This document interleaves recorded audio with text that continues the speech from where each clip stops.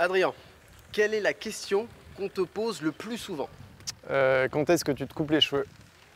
Bon, la deuxième question qu'on te pose le plus souvent. C'est quoi ces chaussettes? La troisième? Est-ce qu'il vaut mieux acheter une R6 ou une R7 pour commencer la piste? Voilà, parfaitement, merci. Oui. On est au circuit Paul Ricard. Il se trouve que Yamaha nous a invités pour répondre à cette question. On a une R7 standard, une R6 standard qui devient un petit peu une rareté parce que c'est des motos plus homologuées, et on a leur version GYTR, donc optimisée avec des pièces Yamaha de course. D'accord. La question est donc, est-ce qu'il vaut mieux acheter une R7 ou une R6 pour débuter? Et quelles pièces il faut mettre dessus? D'accord. Voilà. Donc tu vas essayer celle-là, après tu vas essayer celle-là, après celle-là et celle-là. C'est ce que je viens de dire. Donc c'est des pièces haute performance, développées par Yamaha, testées. Je veux pas qu'on en parle dans le sujet, là c'était juste l'intro en fait. Bah oui, mais on dit GYTR comme on dirait n'importe quoi, et les gens ça, les gens ils restent, ils disent qu'est-ce que c'est GYTR? Oui, bah oui, ça il doit tient être un plus truc là. incroyable, il faut qu'on Non. reste. C'est ça le suspense. Non, Mais il tu faut sais pas faire de la télé. l'expliquer. Le suspense, c'est le chrono. Ah non, c'est pas le chrono. Non, tu viens de niquer le parce que suspense du coup.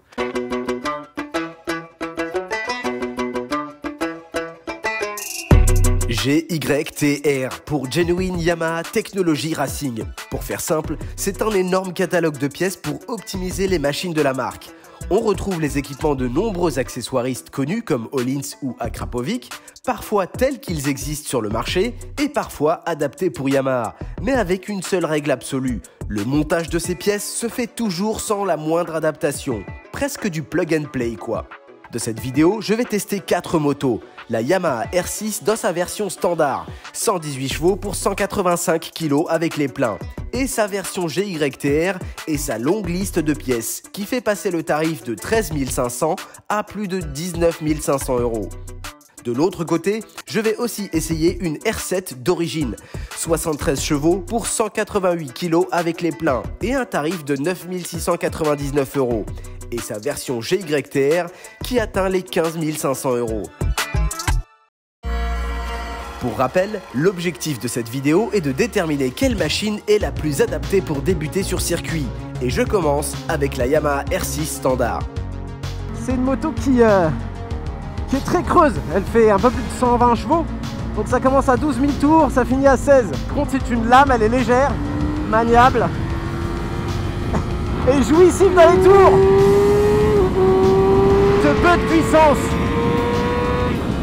et tellement difficile à contrôler, à exploiter.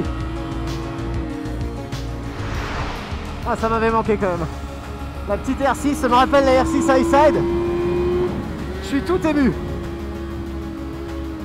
Pas très rapide à son guidon, mais les sensations sont ouf.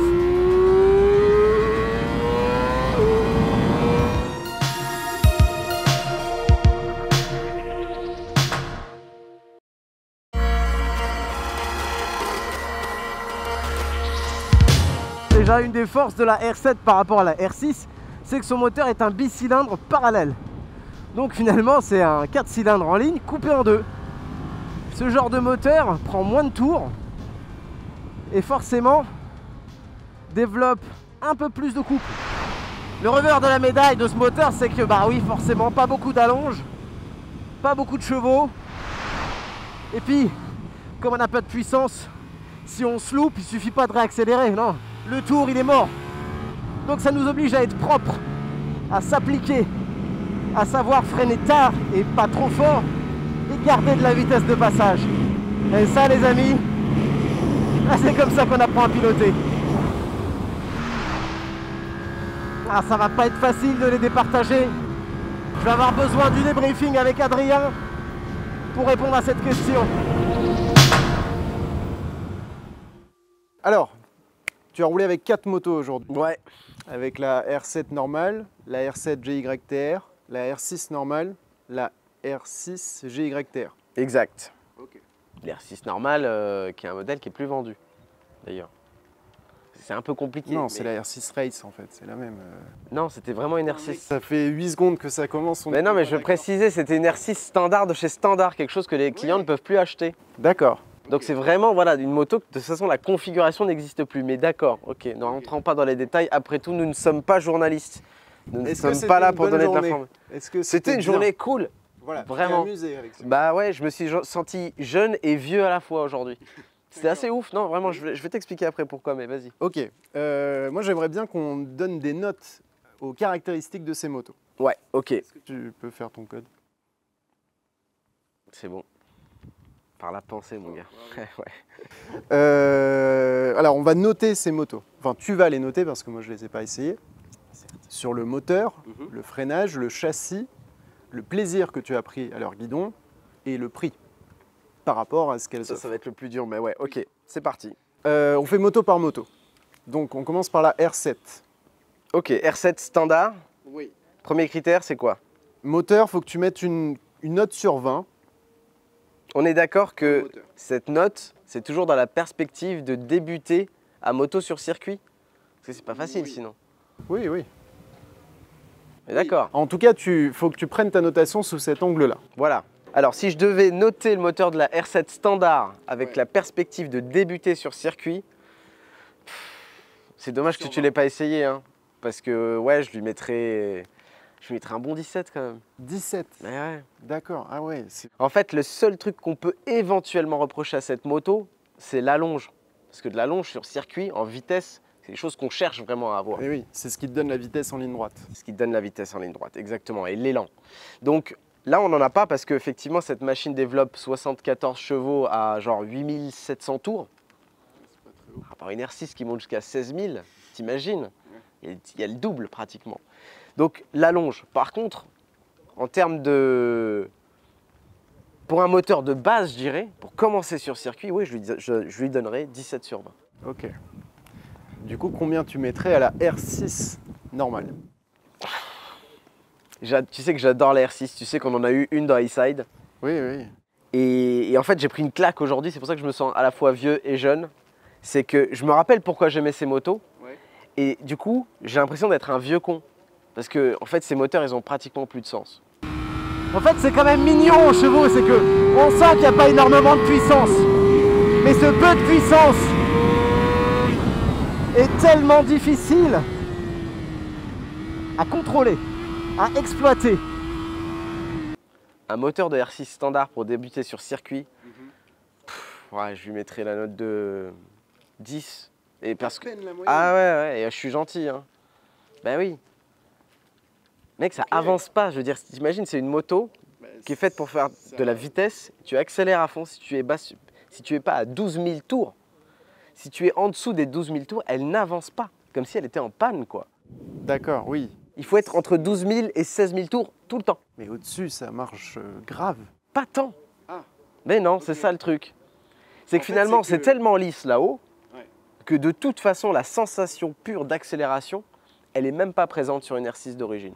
Tu es stimulé par le bruit, le régime moteur, c'est excitant. Ouais, ça se pilote comme ça hurle dans les tours. C'est complètement normal. Par contre, faut vite reprendre son filet de gaz.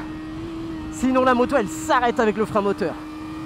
En fait, elle demande à être conduite haut dans les tours, mais elle te récompense pas de... Non, elle te demande d'être là-haut parce que c'est là qu'elle développe le plus de chevaux. Mais elle n'est pas sensationnelle dans les tours. Pas du tout. Ok, bon, très bien. Si tu dois noter maintenant le moteur de la R7 GYTR, sachant que tu as mis 17 à celle d'origine, tu vas mettre encore plus à la GYTR? Alors oui, je lui ai mis tellement une bonne note à la R7 standard que tu vas te dire qu'est-ce qu'on fait de la R7 GYTR.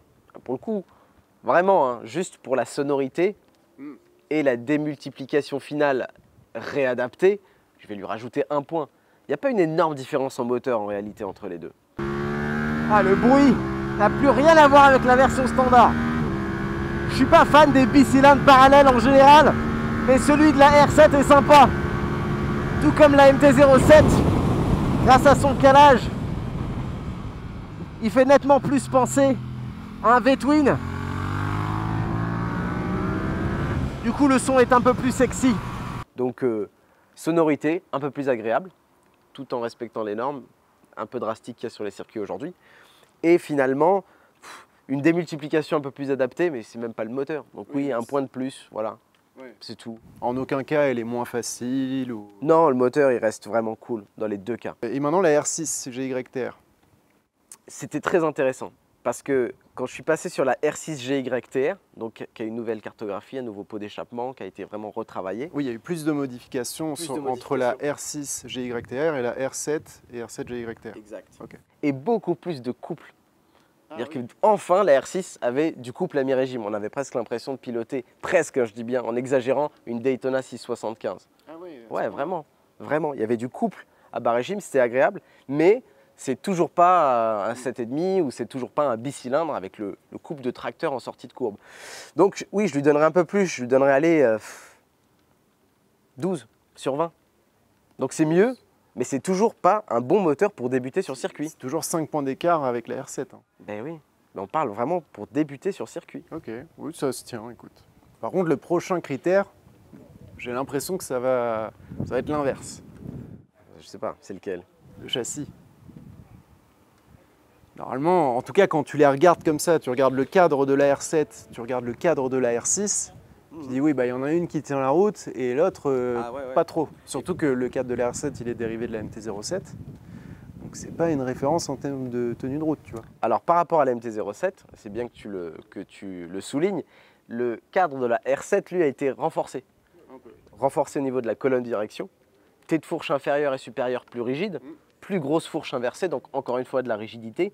Et à l'arrière aussi, ils ont mis des platines un peu de renfort pour rigidifier le cadre. C'est vrai que quand on regarde ce châssis finalement de la R7, ça fait un peu toc. Et quand on regarde l'énorme cadre de la R6, ce gros bras oscillant, cette vraiment sportive avec le cadre périmétrique traditionnel à l'ancienne, on se dit, il n'y a pas photo. Mais toujours pas pour débuter en fait.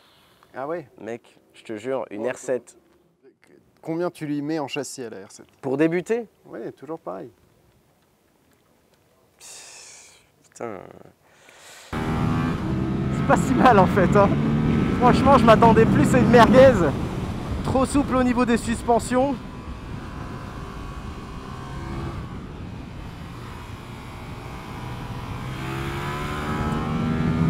Et en fait, c'est correct. Hein. Pour débuter, je lui mettrais comme le moteur, un 17. Hein. 17. Ouais. Attends, le châssis, c'est les suspensions aussi. Oui. 17. Oui. Alors, nuance. La R7 était certes standard, mais elle avait des pneus slick. Oui. Ça change quand même radicalement le comportement de la C'est moto. vrai qu'on l'a pas dit, mais même pneus sur les 4 motos. Même pneus sur les 4 motos, des Bridgestone. Juste en hydraulique, ils ont vraiment refermé les hydrauliques, préchargé un peu sur la R7, mais c'était les suspensions standards. Et même moi, j'y allais avec un a priori de ouf. On a tous les deux une MT-07, on sait ce que ça vaut dans les virages. Puis tu as essayé une R7 sur route il y a peu, donc J'ai essayé une R7 sur route il y a peu, et franchement, non, c'était assez bluffant parce que la moto tourne, elle est largement assez précise pour commencer à travailler ses trajectoires. Elle est stable. Sur les bosses, elle est plutôt confortable, elle réagit sainement. Même l'ABS n'est pas si simple à déclencher. Oui, parce qu'il y a des bons pneus.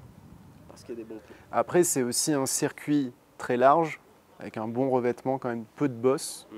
Donc forcément, les suspensions, elles sont moins souvent en défaut que sur un petit circuit troué. Quoi. Le plus dur pour moi, c'est de me remettre systématiquement à la place du débutant. Ouais. Et dans le cadre d'un débutant pur, tu lui mets une R7 entre les jambes. Je veux dire, la moto est basse, le centre de gravité est bas, les suspensions fonctionnent convenablement, elle est équilibrée, elle a une assiette neutre. Elle est facile, quoi, tu vois. Assez précise, assez stable, assez vive. Donc ouais, 17 sur 20 pour un débutant. Et du coup, la R6, combien tu lui mets en châssis? Franchement, châssis impeccable pour débuter. Je lui donnerais 18 sur 20 parce que c'est encore plus précis et c'est encore plus rigide, effectivement. C'est assez lourd sur les changements d'angle, paradoxalement, une R6, c'est là que tu sens le poids des années un peu de développement. Mais ça a un côté rassurant parce que c'est un rail, elle est très stable, elle est facile. Donc voilà, 18 sur 20 pour débuter, châssis R6. Donc plus d'efforts sur la moto pour rentrer en virage, mais une fois que tu es dans le virage, tu as plus... Pas pour rentrer, sur les changements d'angle. D'accord. Par contre, à la mise sur l'angle, les deux Ouais, pareil. elle rentre toute seule. Autant que la R7. La R7 rentre un peu mieux. Parce qu'elle est plus légère. Plus légère, moins d'inertie, j'imagine. Et oui, plus petit moteur. Donc... Plus petit moteur, donc elle t'embarque pas, tu vois. Donc ouais, 18 sur 20 sur la R6 pour débuter en châssis. Ok, maintenant R7 GYTR. Cette version de la R7 GYTR est pas si facile en débutant parce que les suspensions deviennent très rigides. La première chose que je peux vous dire, c'est que les suspensions sont nettement, mais alors nettement plus raides. Il n'y a pas que ça, il y a aussi la position de conduite. Ils ont mis des demi-guidons GYTR, donc plus longs et plus écartés. Et du coup, la moto devient beaucoup plus nerveuse. On a plus de bras de levier sur le guidon, donc il faut moins s'accrocher. Les suspensions tapent vraiment fort, donc sur les vibreurs, elle a tendance à, tu vois, être assez nerveuse, faire des amorces, mais des micro-amorces de guidonnage. N'empêche que pour un débutant, c'est pas rassurant. Et puis voilà, l'arrière donc est plus raide. Je n'ai pas eu de problème de motricité, mais en général, un amortisseur arrière plus raide, c'est aussi potentiellement une motricité qu'il faut un peu plus soigner quand on débute. L'amortisseur qui encaisse, qui est souple, je veux dire, il va te prévenir avant. Tout ce qui est plus rigide, forcément, ça prévient moins, ça pardonne moins. Donc je dirais que le châssis de la GYTR pour débuter sur circuit, je lui donnerais plutôt 14, 15. Non, c'est beaucoup. Hein. Je lui donnerais plutôt 13. 13, ah Ouais, elle devient vraiment racing, elle devient vraiment beaucoup plus exclusive en feeling, tu vois. Et quelqu'un qui n'a pas l'habitude d'une moto dure, ferme, qui est très réactive, bah, ça va un peu le stresser. Il ne va pas se lâcher comme on se lâche au début sur des motos qui sont un peu chewing-gum, quoi. Du coup, j'imagine que c'est pareil sur la R6 GYTR. Exactement. La R6 GYTR en châssis est plus ferme, encore qu'elle semblait plus confortable que la R7 GYTR, la R6 au final. Je ne sais pas si c'est lié à la qualité des suspensions qui est meilleure. Certainement. Pourtant, c'est kit cartouche sur les deux. Ouais, mais ça ne doit pas être la même chose à l'intérieur, pas les mêmes réglages. En tout cas, ce que je sais, c'est que la R6 était quand même plus confortable sur les bosses que ce que pouvait être la R7 qui était plus sèche et plus réactive. Ok. Donc, châssis de la R6 GYTR, je sais pas. Tu avais mis 18 au châssis d'origine. Je lui mettrais la même note que la R7 GYTR, on va s'embrouiller. Hein. 13 sur 20, ouais. Ok. Maintenant, parlons freinage. On a un équipement qui est meilleur sur la R6, forcément, mais on a moins de poids sur la R7. Exactement. Donc, est-ce que ça s'équilibre? Ah, ça s'équilibre, d'autant qu'il y a un truc sur la R6, et c'est en passant sur la R6 GYTR que ça m'est revenu, c'est qu'on a l'impression que ça freine une R6, mais quand on essaie une moto qui freine vraiment, qui a du mordant, là on se dit, ah mais en fait elle freine pas la R6 d'origine. Ah oui. Ouais, et finalement on a plus de mordant sur la R7, plus de réactivité à l'attaque du levier sur la R7 que sur la R6.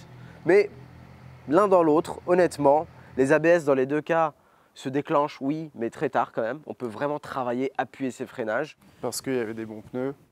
Parce qu'il y avait des bons pneus, je vais pas le répéter. T'es chiant toi. Non, mais ça joue quand même énormément. Ouais, mais si je le répète à chaque fois, on Je fait pense quoi? que dans l'absolu, si tu leur mets des mauvais pneus, l'ABS de la R7 doit se déclencher plus tôt. Sans doute. Donc le freinage pour débuter sur piste avec une R7, ben, je lui mettrais, allez, je lui mettrais 15. Ok. Et la R6?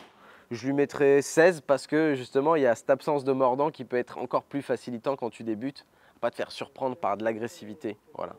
Et il me semble qu'elles ont le même mètre cylindre en fait. Il y ressemble, mais je me méfie un peu de ça. Ouais. Ah ouais. Ça ressemble aux mêmes étriers, ça ressemble au même mètre cylindre, mais le diamètre du piston à l'intérieur, tu vois, on ne sait pas, donc ça y ressemble, mais je ne suis pas sûr. C'est pas la même taille de disque de toute façon. Donc, maintenant, R7 GYTR, R6 GYTR. Sachant que les deux ont les mêmes plaquettes. C'est ça, donc au catalogue GYTR, ils ont pris des plaquettes Brembo beaucoup plus agressives, et moi je les trouve franchement trop agressives. Je peux vous dire que là, les freins, faut les prendre tout doux. Parce que ça pile grave. Et évidemment, il n'y a plus l'ABS dans cette version piste. Donc, tout comme le reste du châssis qui est plus rigide, la moto ne pardonne plus là. Ça m'a vraiment surpris parce que plusieurs fois, je tapais les freins, et moi je ne suis pas un énorme freineur, et direct, soit la moto faisait une réaction au niveau de la direction, soit l'arrière se soulevait sans même que je le fasse exprès. Donc le transfert de charge se faisait instantanément et je l'ai trouvé agressif. Ce qui fait qu'à la fin, il fallait que je dose le mordant et qu'ensuite j'écrase. Et j'avais l'impression de perdre du temps à faire ça. Tu vois ce que je veux dire? Et je me dis, en fait, si j'étais plus tranquille pour le prendre, bah, je le prendrais un peu plus tard. Là, je le prends un peu, je temporise et après j'écrase. Vraiment trop agressif pour un débutant, ces plaquettes. Oui. Donc après, c'est qu'une question de plaquettes. On va rester sur les plaquettes d'origine. Mais dans ces versions-là, effectivement, trop agressif. Je dirais franchement, allez, ouais, 10 sur 20 pour les deux, le freinage de la GYTR. Quand on débute, trop agressif, je trouve. D'accord. Maintenant, le plaisir que tu as pris sur ces motos. Parce que, bon, forcément, tu as été plus rapide, j'imagine, avec la R6. On ne peut pas le dire précisément parce que ce n'était pas les mêmes tracés, mais tu as bien senti quand même que ça a défilé un peu plus vite avec la R6. C'était pas clair partout. Je suis pas certain que dans les parties sinueuses, une R7 soit beaucoup plus lente qu'une R6. Ça défilait plus vite avec la R6, vraiment uniquement, je dirais, peut-être aller 100 mètres après le virage. Mais à l'entrée du virage, dans le virage et les 50 mètres après le virage, le défilement, c'était pas flagrant. C'était pas flagrant. Je suis en deux, là où avec la R6, je ne sors pas, avec la R7, aucun problème, hein. Ça ressort tout seul des virages. C'était pas flagrant. Bien sûr, une R6 bien menée par un pilote ira beaucoup plus vite qu'une R7. Mais encore une fois, on essaie de se placer dans la tête d'un débutant qui découvre cet univers. Et oui, en virage, il ira plus vite. Il va se faire donc plus de sensations avec une R7 qu'avec une R6 qu'il faut aller vraiment cravacher, sur laquelle tu sens rien. C'est fou parce qu'une R6, en plus, il y a zéro vibration. Tout est lisse, tout est propre, tout est ferme. Tu vois ce que je veux dire? Donc ouais, c'est super. C'est une moto hyper aboutie et tout. Mais tu as moins de sensations, moins de plaisir de conduite, moins de mouvement, de châssis. D'accord, donc tu as quand même pris plus de plaisir sur la R7 que sur la R6 d'origine. Ok. Ouais. Tu peux mettre des notes là-dessus? C'est difficile, mais en plaisir pour un débutant encore une fois. Bah, on n'a pas changé de vidéo, donc oui. Ouais, parce que là, le plaisir est relatif. Bon, d'accord. Alors, R7, il y en standard. a peut-être une que tu vas un peu plus subir, tu vois. Donc un peu moins de plaisir. Bon, R7 standard, plaisir pour un débutant, je dirais 15 sur 20. Putain, elle va avoir une note, elle. Ah ouais? R6, plaisir pour un débutant, à part de se pignoler en disant je pilote une R6, si vraiment on se base que sur les sensations. On n'en a pas parlé, mais en plus elles se ressemblent. Faut la détailler en fait pour savoir que c'est une R6 ou une R7. Passer la journée à les confondre de loin. Bah oui. Mais vraiment. Donc ouais, le plaisir de conduite à bord de la R7 est supérieur. La R6, je pense que si le mec enlève le facteur R6 et la réputation de cette moto, et s'il se base uniquement sur ses sensations et qu'il n'est pas mytho, il a éprouvé moins de plaisir sur la R6. Ouais, mais ça fait combien de points d'écart? Parce que tu as mis 15 à la R7. Je mettrais 12 à la R6. Elle ne va pas avoir une bonne note en revanche. Et maintenant sur les modèles GYTR? Ouais, je mettrais 2 points de plus à la R7. Ah oui, quand même? Ouais. Et par contre, même la pour R6, un débutant. Ouais. Ok. Ouais, parce qu'il y a un côté, elle reste facile en moteur, elle est certes un peu plus exclusive en châssis, mais elle reste facile et il y a plus de sensations. Oui, parce que peut-être aussi le poli avec la selle un peu plus dure, Shifter, les platines reculées, tu dois avoir c'est plus un shifter. l'impression d'une moto de course en Ouais, fait. clairement. C'est l'ambiance à bord. un C'est peu. l'ambiance à bord, la protection qui est meilleure, le shifter, le bruit. Voilà, pour toutes ces petites raisons, une R7 GYTR donnera plus de plaisir. Donc voilà. Ok. Et la R6? La R6, elle gagne plus de points en version GYTR parce qu'effectivement, elle a... Tu m'as dit la note? Oui, je t'avais dit, on rajoute 2 points. Ah, 2 points à chaque? Ouais. Ok, donc ça fait 14. Non, je mets plus de points à la R6 que ce que je mets en plus à la... Enfin, je me comprends. On rajoute 2 points à toutes sauf à la R6. Voilà. Chez la R6, je pense que la GYTR, on peut vraiment lui coller plaisir de conduite, ouais, allez, 16.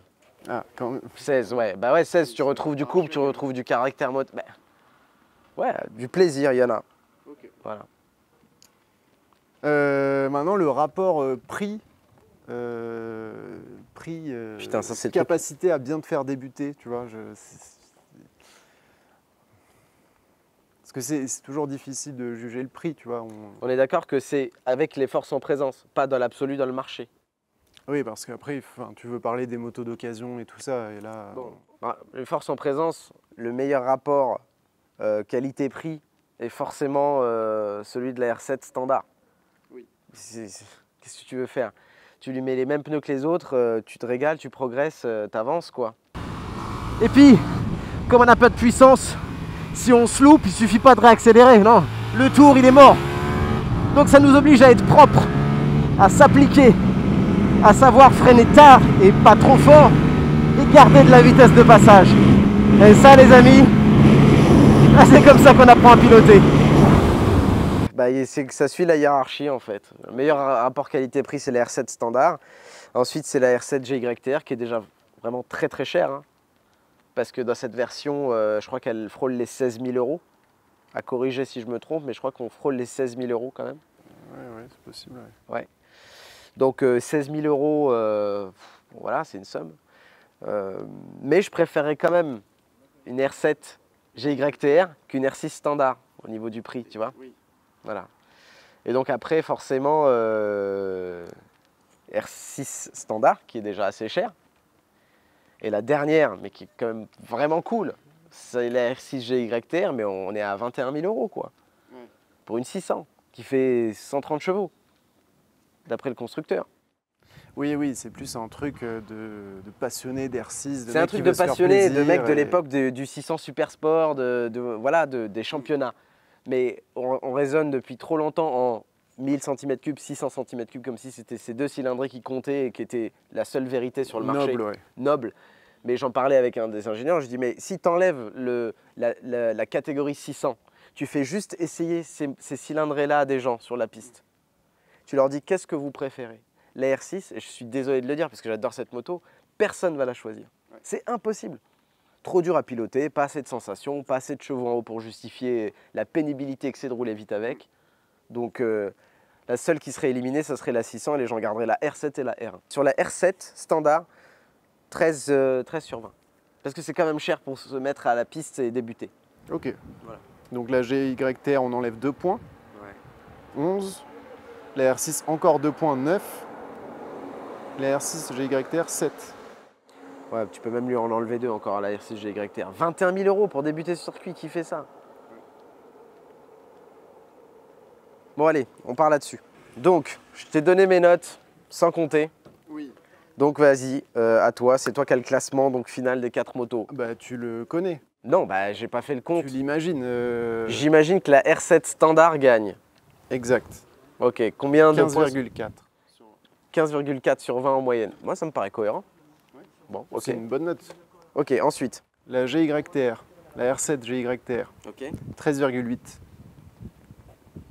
Qui se fait vraiment, qui baisse vraiment sa note par rapport à son prix. Oui, clairement. Principalement, ok. Ensuite la R6 standard à 13. Putain, je suis gentil. Hein. Ouais, mais freinage, enfin châssis freinage, ouais, c'est vrai que ça note, compense. parce que Ok. c'est bien quoi. Et R6 GYTR 11,2. Celle-là, elle les mérite pas. Je l'adore, hein. Non, Mais on peut pas dire ça. Non mais. oui, Un débutant, mais toi, tu faisais de la moto quand t'avais 4 ans aussi. Oui. Tu sais plus ce que c'est débuter, mon gars. Je te vois rouler chiant, souvent t'es quand même, prétentieux donc ça en me plus, t'es rappelle. vraiment très prétentieux. Oui. Oui, si. Tu regardes pas les gens dans les yeux. Est-ce que tu t'attendais à ce classement-là avant de venir? Non, j'avais même... Non, parce que j'adore tellement les R6 que je me suis dit, franchement, pour qu'une R7 me fasse changer d'avis, bah, je me suis trompé. C'est une excellente conclusion. Ça m'arrive pas souvent. Ça me va, de Bon. plus en plus quand même. Allez, c'est bon. Dans le prochain épisode, je refile le cuir à Adrien qui va tester la sportive ultime du constructeur, la Yamaha R1, dans des versions de plus en plus extrêmes et donc chères.